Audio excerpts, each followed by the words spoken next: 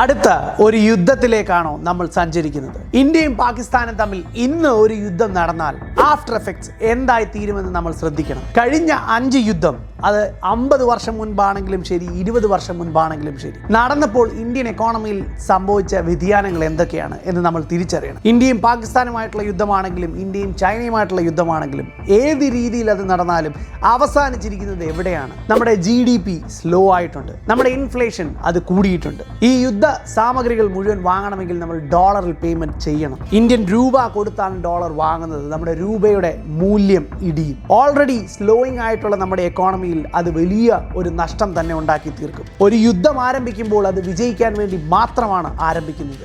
അതിനുവേണ്ടി എത്ര തുകയും സ്പെൻഡ് ചെയ്യാൻ ആ ഗവൺമെന്റ് റെഡിയാണ്. പക്ഷേ ഒരു യുദ്ധം ആർക്കും നല്ലതല്ല.